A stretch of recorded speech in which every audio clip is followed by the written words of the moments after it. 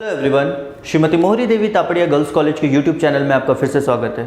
पिछले video lecture में हमने हर्डमैनिया स्टार्ट किया था, उसके जनरल कैरेक्टरिस्टिक्स का एक पोर्शन हमने देखा और लास्ट तक हमने उसके बॉडी डिविजन्स के बारे में पढ़ा कि उसकी बॉडी जो है वो दो पार्ट में बेसिकली डिवाइडेड है, जो कि है body proper and foot region. इन दोनों के बारे में हमने पढ़ लिया था। अब हम इसी को कंटिन्यू करते हैं और आगे बढ़ते हैं कुछ और उनके बॉडी के पार्ट्स के बारे में, उनके बारे में जानते हैं कि और क्या क्या चीज़ें पाई जाती हैं।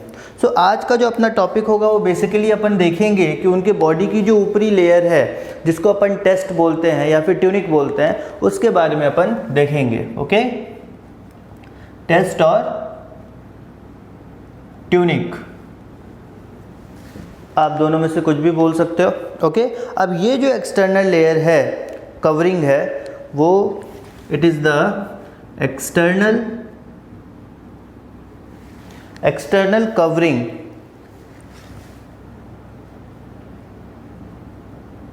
Okay, it is the external covering. अब ये जो एक्सटर्नल कवरिंग है टेस्ट या ट्यूनिंग की, वो है एक तरह से लेदरी मतलब कि लेदर की तरह रफ थोड़ी सी। ओके, सो लेदर की तरह होगी रफ। उसके बाद दिस इज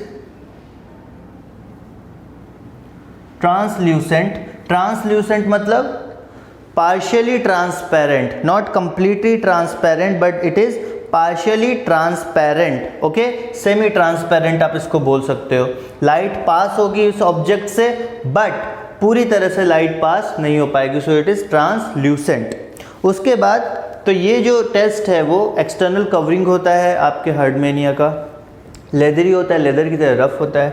ट्रांसल्यूसेंट होता है मतलब सेमी ट्रांसपेरेंट होता है और कंपोज्ड ऑफ ट्यूनिसिन।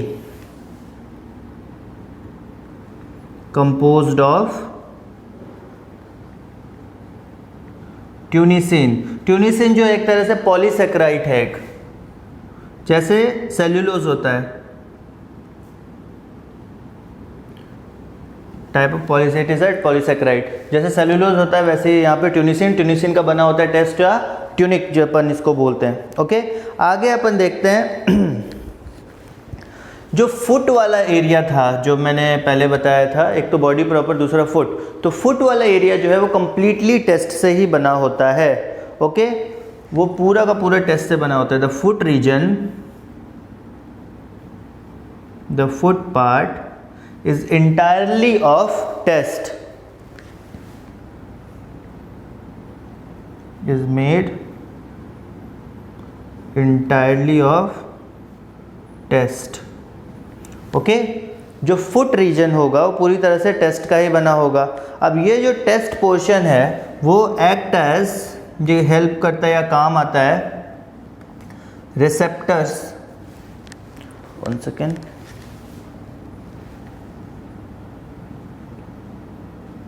रिसेप्टर्स मतलब कोई भी एक्सटर्नल स्टिमुलस कैरी करके इंटरनली नर्वस सिस्टम को प्रोवाइड कराना, दैट इज अ रिसेप्टर। तो यहाँ पे रिसेप्टर की तरह काम करेगा, as well as respiratory organ, as well as respiratory organ, that means gaseous exchange में भी हेल्पफुल होगा। तो रिसेप्टर की तरह काम करेगा और रेस्पिरेटरी ऑर्गन की तरह काम करेगा। सो यहाँ पे जो एक्सटर्नल स्टिमुलस है उसको इंटरनली अंदर लेके जाएगा और नर्वस सिस्टम को प्रोवाइड कराएगा और रेस्पिरेशन में भी हेल्पफुल होगा। आगे चलते हैं। It is about 4 to 8 mm thick.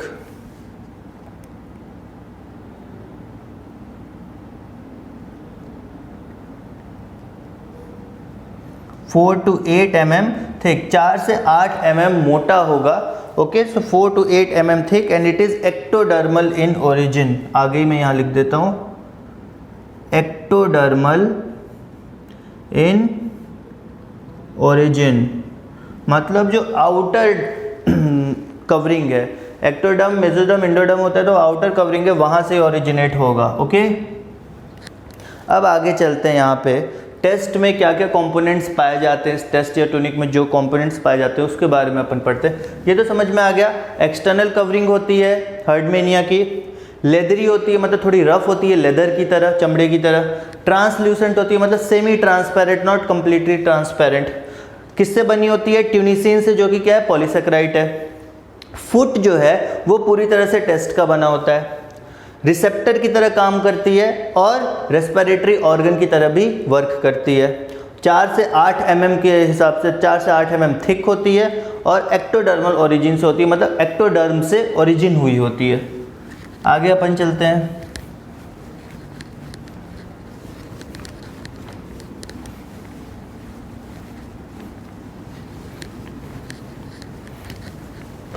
अब इसके अंदर देखते हैं क्या क्या होता है, टेस्ट के बारे में जानते हैं। तो द टेस्ट हैज़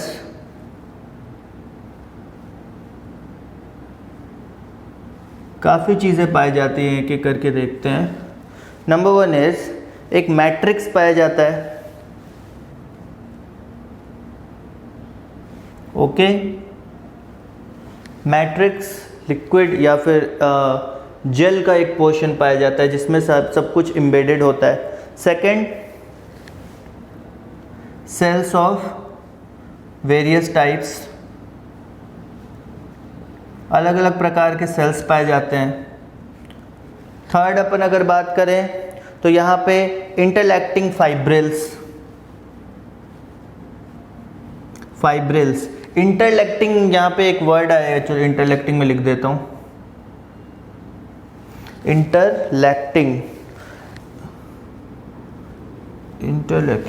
इंटरलैकिंग फाइब्रिल्स का मतलब होता है कि एक दूसरे से, मतलब एक दूसरे में वीव की हुई नेट की तरह एक फॉर्मेशन होती है ना, ये जो नेट फॉर्म होता है क्रॉस्ड टू ईच अदर, ये है interlacing, interweaving to each other. Okay, so fibrils पाई जाती हैं ऐसे।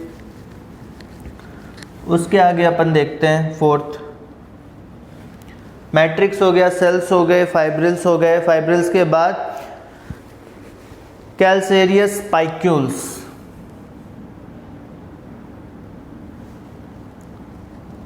स्पाइक्यूल्स कैसे होंगे? Calcium in nature. Okay, spicules पाए जाएंगे कैल्सेरियस। और उसके बाद vascular vessels,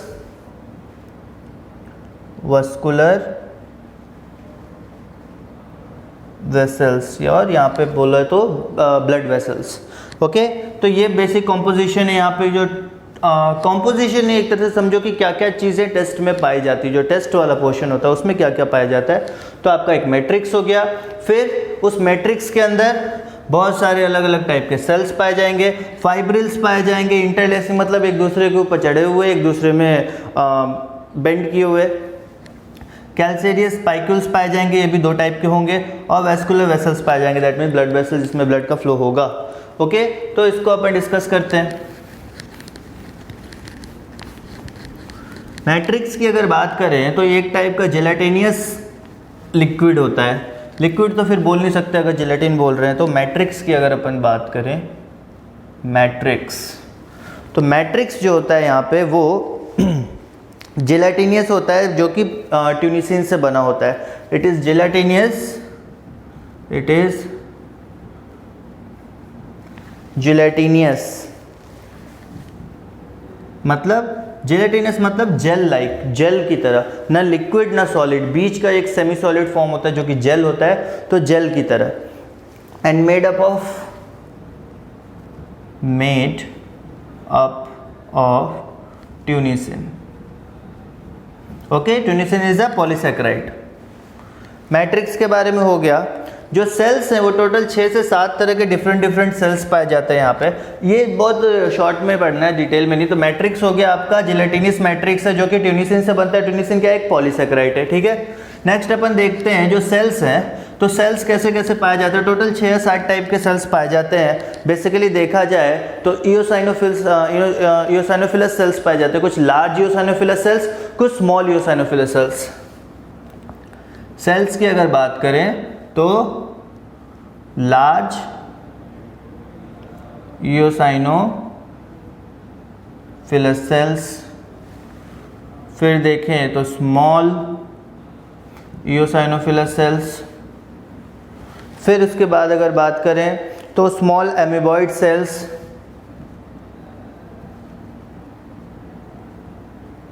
small amoeboid sales.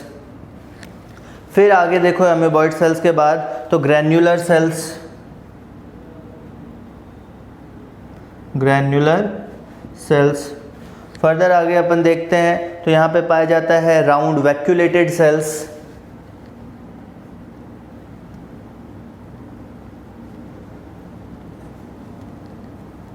Round vacuolated cells. उसके बाद nerve cells,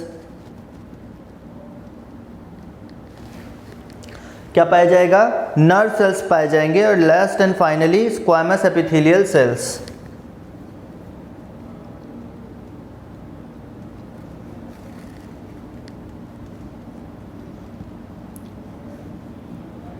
squamous epithelial cells. Okay, तो टोटल ये 7 टाइप के सेल्स पाए जाएंगे।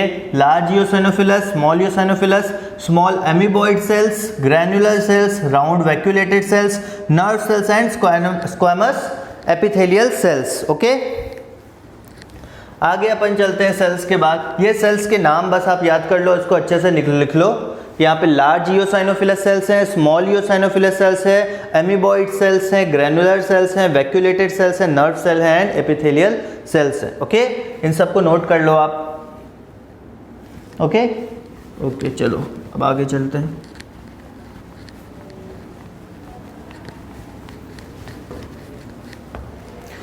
सेल्स के बाद अगर अपन बात करें तो जो इंटरलेक्टिंग फाइब्रिल्स होते हैं, जो फाइब्रिल्स एक दूसरे के अंदर इंटरवीव किए हुए होते हैं, वो जो फाइब्रिल्स हैं वो एक तरह से नेटवर्क बनाते हैं। पूरी तरह से यहाँ पे एक नेटवर्क बनाते हैं। तो एक तरह से क्या होता है कि जब फाइबर अगल बगल किसी भी पर्टिकुलर चीज़ के पूरी तरह से फाइबर घिरे हुए हो, तो वो जो भी एरिया है और या फिर जो भी बॉडी का पार्ट है उसको एक जगह से दूसरी जगह मूव नहीं करने देता, फिक्स करके रखता है। तो इंटरलेक्टिंग फाइब्रिल जो हैं वो एक तरह से फाइबर का एक नेटवर्क का निर्माण करते हैं और उस नेटवर्क में ही इम्बेड करके जितने भी ऑर्गेनल्स हैं वहाँ पे मौजूद, वो अपनी जगह पे फिक्स रहते हैं और इधर उधर नहीं जाते। ओके, कोलैप्स नहीं करते।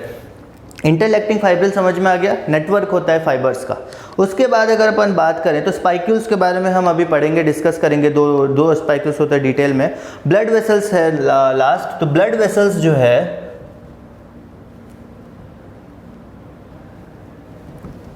ब्लड वेसल्स की अगर बात किया जाए तो ब्लड वेसल्स जो है वो भी एक तरह से नेटवर्क प्रोवाइड करता है, क्योंकि ब्लड वेसल्स भी होंगे तो एक तो होगा नहीं और कई ब्लड वेसल्स हैं, तो एक तरह से नेटवर्क प्रोवाइड करता है। और जो ब्लड वेसल है उसका एंड जो है वो एम्पुले की तरह होगा। मतलब कि अगर ब्लड वेसल कोई है,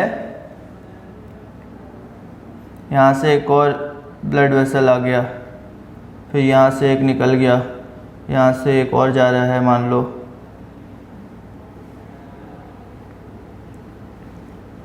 तो कोई ब्लड वेसल है तो उसका जो लास्ट पोर्शन है ये एक तरह से ऐसे रहेगा, फूला हुआ, पॉकेट लाइक, एम्पुला लाइक, इस तरह से फूला हुआ पोर्शन रहेगा। जहाँ भी एंड हो रहा होगा वो एक तरह से थोड़ा फूला हुआ पोर्शन रहेगा। ओके, बल्ब लाइक पोर्शन, इसको क्या बोलेंगे अपन? Bulb like.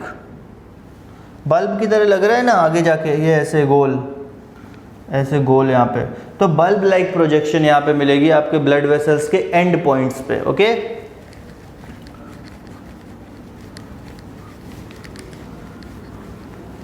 उसके आगे देखते हैं, बल्ब लाइक प्रोजेक्शंस हो गई वास्कुलर सिस्टम में।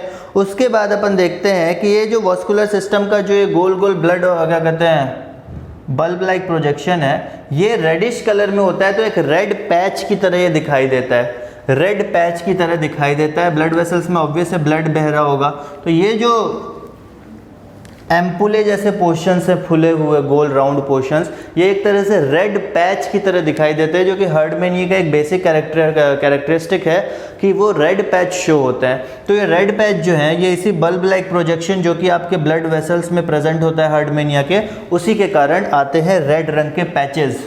ओके, लाल रंग के पैचेस मतलब लाल निशान, लाल धब्बे, ऐसा बोल लो, जो भी हो, ज़्यादा इजीली जो समझ सको। लाल रंग के धब्बे आते हैं उस जो गोल प्रोजेक्शन है बल्ब की तरह एम्पुला का, उसके कारण। ओके, आगे अपन चलते हैं कि ये एम्पुला का काम क्या होता है, इस ब्लड वेसल का ट्रांसपोर्टेशन ऑफ ब्लड। चूंकि यहाँ पे ब्लड वेसल्स की बात हो रही है तो यहाँ पे सर्कुलेटरी सिस्टम है तो ट्रांसपोर्टेशन ऑफ ब्लड होता है यहाँ पे। एंड ये जो है ये भी एक तरह से एसेसरी रेस्पिरेटरी ऑर्गन की तरह काम करते हैं। Accessory respiratory organ, not primary respiratory organ. Accessory respiratory organ का मतलब रेस्पिरेशन में थोड़ा हेल्प कर देंगे, they are not the primary respiratory organ. तो हेल्प एज या act as, not help as, act as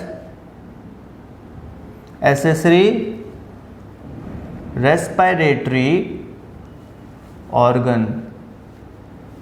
okay, accessory respiratory organ की तरह ये वर्क करेंगे कभी कभार। ओके, अब आगे चलते हैं अपन फाइनल पॉइंट पे, दैट आर स्पाइक्यूल्स। स्पाइक्यूल्स जो है यहाँ पे अगर आप टेस्ट की बात करो या हार्डमेनिया की बात करो टोटल, तो 2 टाइप के आपको स्पाइक्यूल्स मिलेंगे। स्पाइक्यूल्स की बात करें 2 टाइप के मिलेंगे, एक को बोलेंगे अपन माइक्रोस्क्लेरेस और दूसरा होगा मेगास्क्लेरेस। माइक्रोस्क्लेरेस और दूसरा है मेगास्क्लेरेस। ओके, माइक्रो का मतलब हो गया छोटा, मेगा मतलब हो गया बड़ा, एक तो नाम से पता चल रहा है। तो माइक्रो से बड़ा क्या होगा, मेगा। अब माइक्रोस्क्लेरेस जो है वो जो है सिर्फ टेस्ट में पाया जाएगा। टेस्ट में पाया जाएगा बोले तो जहाँ जहाँ टेस्ट वाला पोर्शन होगा सिर्फ वहीं पाया जाएगा। Internally they are not found, so they only found in test.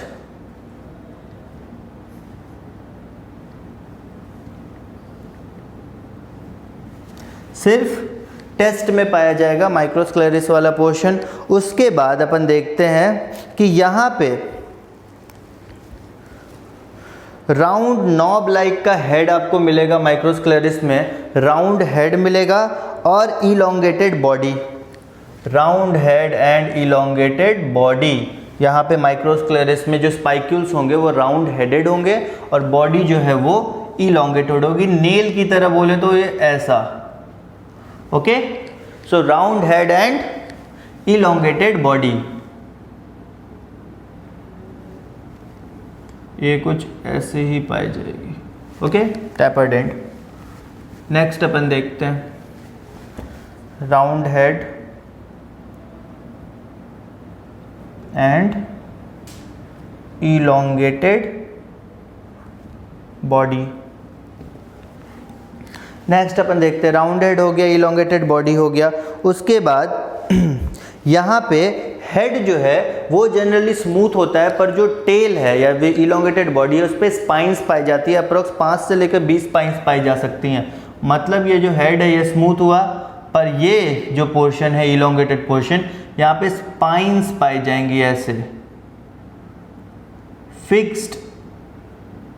क्या कहते हैं, इन दोनों के बीच डिफरेंस रहेगा, मतलब जो पर्टिकुलर स्पाइंस है उनके बीच का गैप जो है वो फिक्स्ड रहेगा, डिफरेंस नहीं आएगा गैप्स में। तो ऐसे स्पाइंस पाए जाएंगी, 5 से लेकर 20 स्पाइंस पाई जा सकती हैं एक पर्टिकुलर माइक्रोस्क्लेरोसिस स्पाइक्यूल में। ओके, पर ये जो हेड वाला पोर्शन है वो पूरी तरह से स्मूथ रहेगा, वो पूरी तरह से उसके ऊपर कोई भी जो स्पाइंस है वो नहीं पाए जाएंगे। ओके, सो हेड वाला पोर्शन पूरी तरह से स्मूथ रहेगा। उसके आगे अपन देखते हैं, अब जो साइज़ है स्पाइक्यूल का वो वेरी करता है इसके ग्रोथ पे।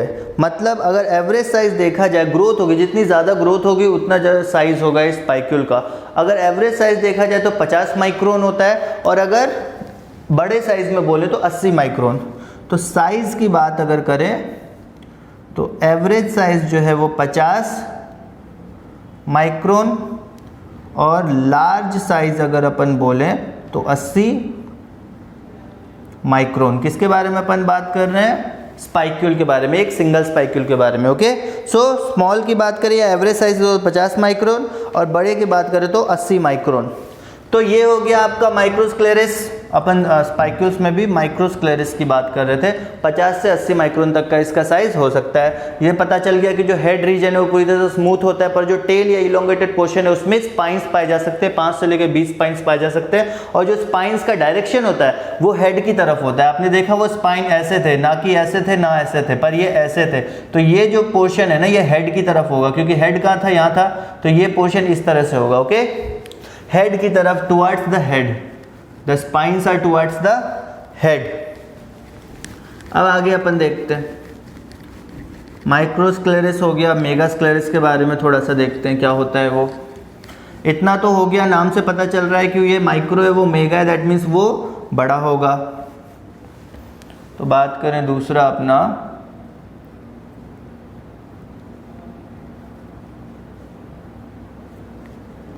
मेगास्क्लेरिस। मेगास्क्लेरिस की अगर बात करें तो यहाँ पे जो मेगास्क्लेरिस है वो दो टाइप का होता है, एक स्पिंडल शेप्ड होता है, दूसरा पिपेट शेप्ड होता है। ये जो है 2 टाइप्स के होते हैं। फर्स्ट इज स्पिंडल शेप्ड, इस तरह से। Second is pipette shaped, that means pipette की अगर बात करें तो बीच का जो पोर्शन है वो थोड़ा सा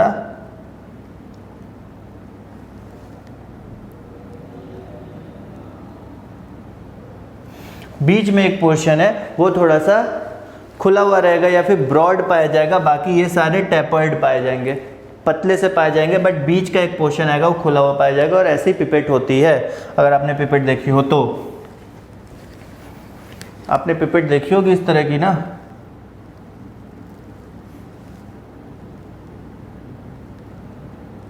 तो बस कुछ इसी तरह का आपका ये है पोर्शन, पिपेट शेप्ड यही होता है। ओके, सो पिपेट शेप्ड हो गया, ये स्पिंडल शेप, दो टाइप के आपके पाए जाते हैं।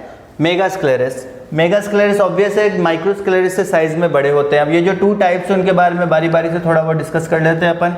सबसे पहले आपका स्पिंडल शेप्ड, तो ये जो पहला है spindle shaped,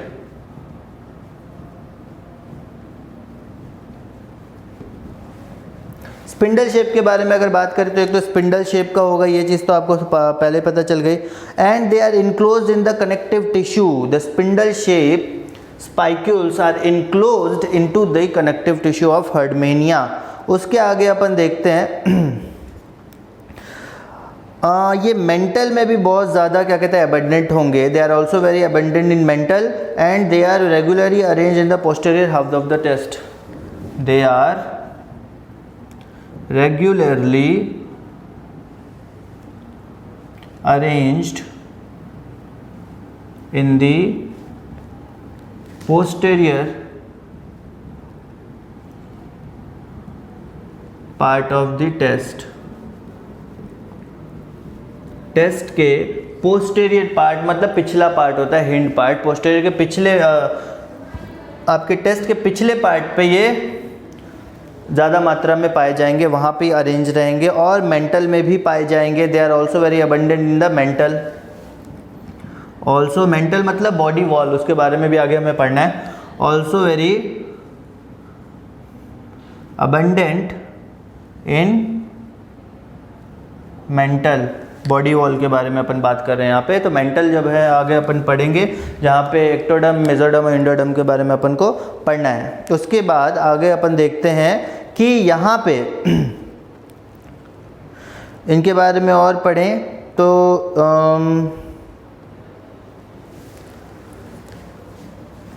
they are arranged in linear row.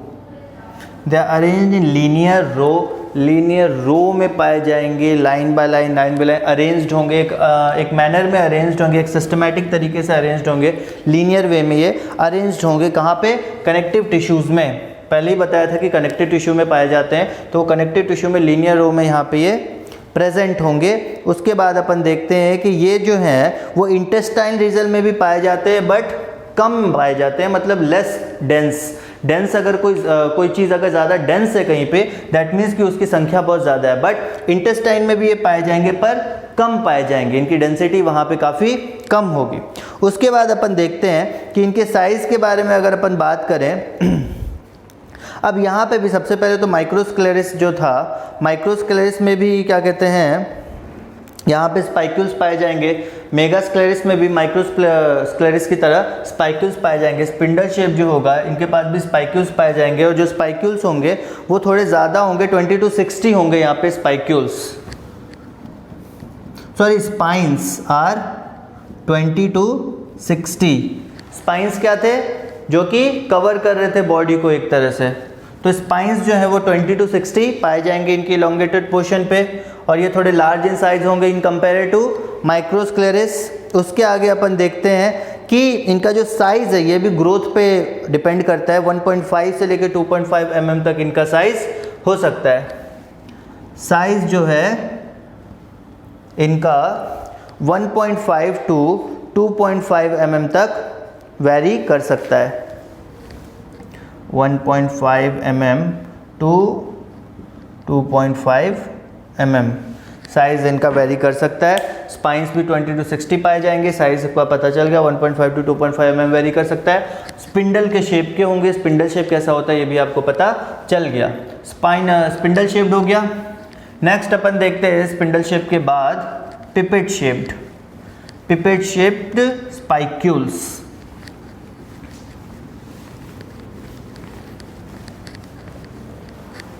Next अपन देखते हैं पिपेट शेप्ड स्पाइक्यूल्स।